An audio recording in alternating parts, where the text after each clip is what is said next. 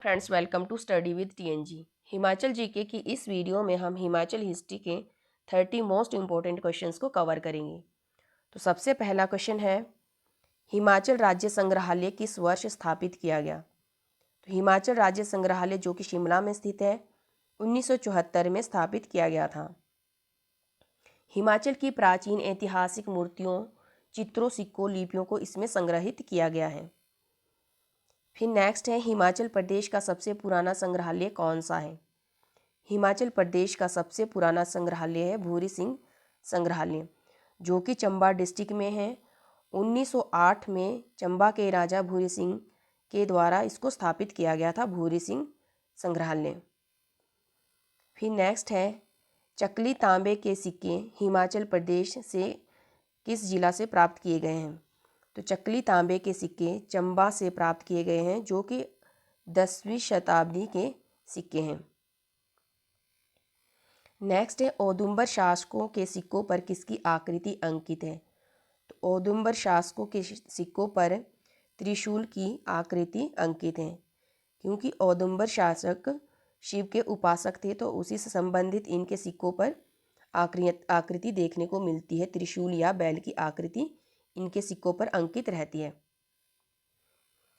फिर नेक्स्ट है, पठियार और कनिहारा के शिलालेख किस लिपि में लिखे गए हैं? तो जो पठियार और कनिहारा कांगड़ा डिस्ट्रिक्ट में है, तो इसके जो शिलालेख हैं वो लिखे गए हैं ब्राह्मी और खरोष्टी लिपि में। नेक्स्ट है, हिमाचल प्रदेश के प्राचीन अभिलेख किस लिपि में उत्कीर्ण नहीं है? तो हिमाचल में जो अभी तक लेख प्राप्त हुए हैं, ब्राह्मी में भी है, शारदा में भी है, नागरी में भी है, तो इंडो ग्रीक में प्राप्त नहीं किए गए हैं। तो राइट आंसर हो जाएगा इंडो ग्रीक। फिर नेक्स्ट है, कुल्लू से प्राप्त सिक्कों पर किस राजा का नाम अंकित है? तो कुल्लू से जो प्राप्त सिक्के हैं उसमें राजा विरियास का नाम अंकित है। फिर नेक्स्ट है, निर्मंड से किसके ताम्र पत्र प्राप्त हुए हैं? निर्मंड जो कि कुल्लू में है, वहाँ से जो ताम्र पत्र प्राप्त हुए हैं, तो वो समुद्रसेन 7वीं सदी के राजा समुद्रसेन के ताम्र पत्र प्राप्त हुए हैं। फिर नेक्स्ट है, ताबे गांव से पुरानी मम्मी किस वर्ष प्राप्त हुई थी? तो ताबो है, मतलब जो ताबो मठ है स्पीति में, लाहौल स्पीति के स्पीति में, उससे लगभग 50 किलोमीटर की दूरी पर एक ग्यू गांव है, वहाँ पर ये मम्मी प्राप्त की गई थी 1967 में, जो कि लगभग 550 वर्ष पुरानी है। फिर नेक्स्ट है, मानव के आरंभिक पहचान योग्य अवशेष हिमाचल प्रदेश में कब पाए गए या कब प्राप्त किए गए? तो ये प्राप्त किए गए थे 1955 में, मानव के आरंभिक पहचान योग्य अवशेष। फिर नेक्स्ट है, हिमाचल प्रदेश में पूरा पाषाण काल से संबंधित पत्थरों के औजार और खुरपा किस स्थान से प्राप्त हुए?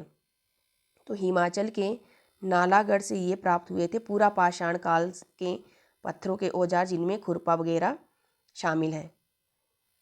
फिर नेक्स्ट है, हिमाचल प्रदेश की तीसरी प्रमुख जाति कौन सी थी? तो माना जाता है हिमाचल में प्रवेश करने वाली सबसे पहले जाति थी कोल, जिसको दस्यु निषाद दशास भी कहा जाता है। दूसरे नंबर पर किरात ने प्रवेश किया था, जिसको भोट या किरात कहा जाता है। तीसरे नंबर पर खस जाति ने प्रवेश किया था, खस या आर्य ने। फिर नेक्स्ट है, भुंडा उत्सव कहाँ मनाया जाता है? तो भुंडा उत्सव हर वर्ष 12 वर्ष के बाद मनाया जाने वाला उत्सव है, जो कि कुल्लू के निरमंड में मनाया जाता है। फिर नेक्स्ट है, 10 राग युद्ध कौन सी नदी के किनारे हुआ था? तो 10 राग युद्ध का वर्णन ऋग्वेद के 10 मंडल में से जो 7वां मंडल है, ऋग्वेद में 10 मंडल है, टोटल 10 मंडल है, उसमें से जो 7वां मंडल है उसमें इसका उल्लेख मिलता है 10 राग युद्ध का, जो कि सुदास और 10 जनों के बीच में लड़ा गया था, जिसमें सुदास विजयी रहा था और ये लड़ा गया था पुरुषाणी नदी के तट पर। तो वैदिक नाम रावी का है पुरुषाणी, तो इसका आंसर हो जाएगा रावी नदी के तट पर। फिर नेक्स्ट है, सांबर और दिवोदास के बीच युद्ध कितने वर्षों तक चला था? तो सांभर जो दस्यु राजा था, दिवोदास आर्य राजा था, इनके बीच में 40 वर्षों तक युद्ध चला था। 40 वर्षों के बाद दिवोदास के द्वारा सांभर जो दस्यु राजा था उसको उद्ब्रज नामक स्थान पर पराजित किया गया था। तो इसका उल्लेख भी ऋग्वेद में ही मिलता है, सांभर और दिवोदास के बीच जो 40 वर्षों का युद्ध हुआ था। फिर नेक्स्ट है, औदुंबर किसके वंशज थे? तो औदुंबर विश्वामित्र के वंशज थे जो शिव की पूजा करते थे और कौशिक गोत्र से संबंधित थे। औदुंबर किस जनपद के सिक्कों पर महादेव सा शब्द लिखा हुआ था? तो औदुंबर के सिक्कों पर महादेव सा शब्द और त्रिशूल की आकृति बनी होती थी औदुंबरों के सिक्के पर। औदुंबरों के सिक्के कौन सी लिपि में लिखे गए थे?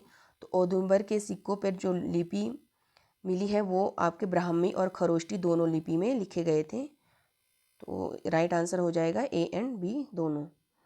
हिमाचल प्रदेश का सबसे प्राचीन रियासत कौन सी है? तो हिमाचल प्रदेश की या सबसे पहाड़ी रियासत है, सबसे पुरानी त्रिगर्त है, जो कि महाभारत काल से भी पहले की रियासत मानी जाती है, जिसकी स्थापना भूमिचंद ने की थी और त्रिगर्त की राजधानी थी नगरकोट।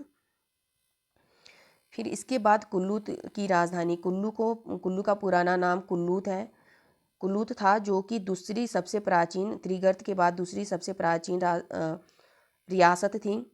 तो कुल्लूत की राजधानी थी नगर, जबकि त्रिगर्त की राजधानी थी नगरकोट। राजा विरियास के सिक्के किस भाषा में लिखे गए थे? तो जो कुल्लू से प्राप्त हुए थे राजा विरियास के सिक्के, वो प्राकृत और खरोष्टी दोनों भाषा में लिखे गए थे। फिर नेक्स्ट है, सिकंदर ने किस नदी के तट पर अपने भारत अभियान की निशानी के तौर पर 12 स्तूपों का निर्माण करवाया था? तो सिकंदर ने 326 बीसी में भारत पर आक्रमण किया था। उस समय ये आक्रमण करते हुए ब्यास नदी तक पहुंच गए थे। तो यहाँ पर पहुंच के इनके सेनाओं ने सिकंदर की सेना ने युद्ध लड़ने से इनकार कर दिया था। तो इसी समय और इसके जो प्रमुख सेनापति थे वो था कोइनोस, और भारत अभियान की निशानी के तौर पे ही ब्यास नदी के तट पर 12 स्तूपों का निर्माण करवाया गया था। हिमाचल प्रदेश में बौद्ध धर्म का प्रवेश कब हुआ? तो हिमाचल प्रदेश में सबसे पहले प्रवेश हुआ था मौर्य शासक अशोक के समय में 242 बीसी में। फिर नेक्स्ट है, कनिष्क का सिक्का कहाँ से प्राप्त हुआ है? कुषाण शासक कनिष्क का सिक्का कांगड़ा के कनिहारा से प्राप्त हुआ था और कनिष्क के द्वारा ही 78 एडी में शक संवत चलाया गया था। फिर नेक्स्ट है, भारत का एटिला किसे कहा जाता है? एटिला हूणों के उस शासक को कहा जाता है जो उसकी क्रूरता के लिए जाने जाते थे। भारत का एटिला मिहिर कुल को कहा जाता है जो कि तोरमल का पुत्र था। हेनसान कब जालंधर आया था? जो एक चीनी यात्री था, हर्षवर्धन के समय में ये भारत आया था। तो इसने हिमाचल के जालंधर जो कि त्रिगर्त का दक्षिणी भाग था, दक्षिणी भूभाग ही जालंधर था, जिसको औदुंबर कहा जाता था। तो वहाँ जालंधर में आया था 635 ईस्वी में। सेकंड टाइम 643 में आया था। तो हेनसान 630 से लेकर 644 तक भारत में रहा था। सबसे पहले जालंधर में 635 में आया था। फिर नेक्स्ट, हेनसान उदीमा का मेहमान बनकर कितने समय तक रहा था? तो हेनसान उदीमा का मेहमान बनकर 4 महीने तक रहा था। किस शासक ने ब्रिजेश्वरी मंदिर को तोड़ा था? तो ब्रिजेश्वरी मंदिर को महमूद गजनबी के द्वारा तोड़ा गया था। 1909 में नगरकोट पे आक्रमण किया था महमूद गजनबी ने। ये हिमाचल में जो आक्रमण था ये महमूद गजनबी का चौथा आक्रमण था। महमूद गजनबी ने भारत में कुल 17 आक्रमण किए थे और 1025 में सोमनाथ के मंदिर पर आक्रमण किया था। सोमनाथ के मंदिर को लूटा था महमूद गजनबी ने। फिर नेक्स्ट है, तैमूर लंग के आक्रमण के समय कांगड़ा का राजा कौन था? तैमूर लंग के आक्रमण के समय तैमूर लंग ने 1398 ईस्वी में कांगड़ा पर आक्रमण किया था। तो उस समय कांगड़ा का राजा था मेघचंद। मेघचंद। और दिल्ली सल्तनत का राजा था तैमूरलंग के आक्रमण के समय नसीरुद्दीन महमूद। फिर नेक्स्ट है मेघचंद, सॉरी ये मेघचंद हो गया। तैमूरलंग के आक्रमण के समय मेघचंद कांगड़ा का राजा था। मेघचंद। फिर नेक्स्ट है तुगलक वंश के किस शासक ने अज्जुद्दीन खालिद खानी के द्वारा ज्वालामुखी मंदिर की 1300 पुस्तकों को फारसी में अनुवाद किया था। तो तुगलक वंश के किस शासक ने फिरोज शाह ने के द्वारा 1365 में कांगड़ा पर आक्रमण किया गया था। उस समय कांगड़ा का राजा था रूपचंद। रूपचंद के समय ये आक्रमण किया गया था और ज्वालामुखी के मंदिर से ये 300 पुस्तकों को लेके गया था, जिसको इसने दलील ए फिरोजशाही के नाम से फारसी में अनुवाद करवाया था अज्जुद्दीन खालिद खानी के द्वारा। फिर नेक्स्ट है कांगड़ा के किस राजा शेरशाह सूरी और हुमायूं का समकालीन राजा था। तो कांगड़ा का राजा धर्मचंद समकालीन था शेरशाह सूरी और हुमायूं का। फिर नेक्स्ट है अकबर ने किसकी सहायता से राजा जयचंद को बंदी बनाया था। तो अकबर ने कांगड़ा के राजा जयचंद को गुलेर रियासत के राजा रामचंद की सहायता से बंदी बनाया था। तो ये थे हिमाचल हिस्ट्री के कुछ मोस्ट इम्पॉर्टेंट क्वेश्चंस। अगर आपको मेरी वीडियो हेल्पफुल लगी हो तो वीडियो को लाइक और शेयर करें और चैनल को सब्सक्राइब करना ना भूलें। Thanks for watching.